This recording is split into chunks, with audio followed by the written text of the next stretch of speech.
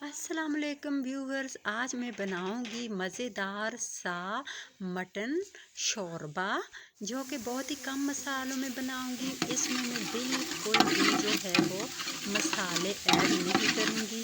ये उन लोगों के लिए है जिन लोगों को मैदे का प्रॉब्लम है, क्योंकि मैदे के मरीज़ जो हैं उनका भी गोश्त खाने को तो दिल करता है, लेकिन बहुत सारे मसाले उनके मैदे को और ज़्यादा जलाते हैं, उनका मैदा और जलना शुरू हो जाता है। तो ये मैंने प्याज को कर लिया है अच्छी तरह से फ्राई, और इसमें मैंने गोश्त को ऐड कर लिया। आधा किलो हमारे पास मटन का गोश्त है, जिसे हम अच्छे से भून लेंगे ऑयल में। प्याज के साथ ही इसे हम भून लेंगे।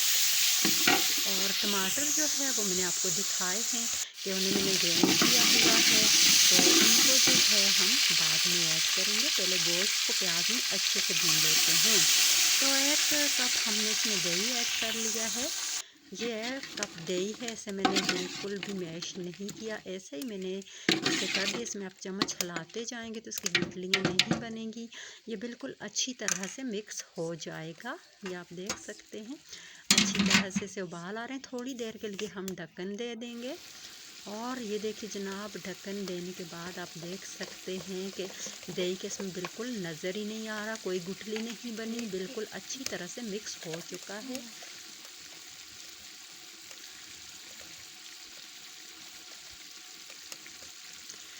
तो अब हम इसमें नमक ऐड कर लेंगे हस्बे ज़ायका।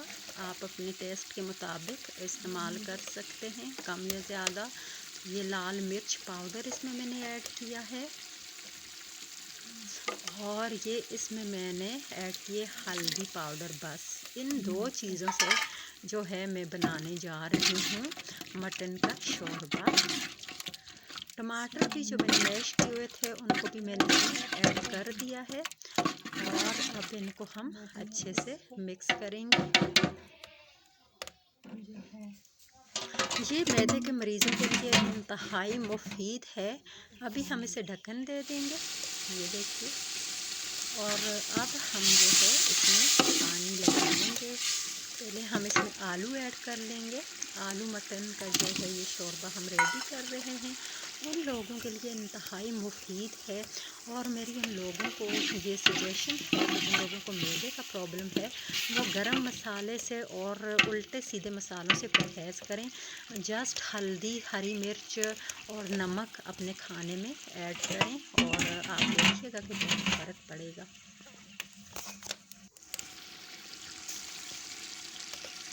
तो अभी जो है हमारे आलू जो हैं वो भी इसमें थोड़े फ्राई हो चुके हैं, तो अब हम हस्बे ज़रूरत इसमें पानी लगा लेंगे, जिसमें कि गोश्त और आलू दोनों अच्छे से गल जाएं।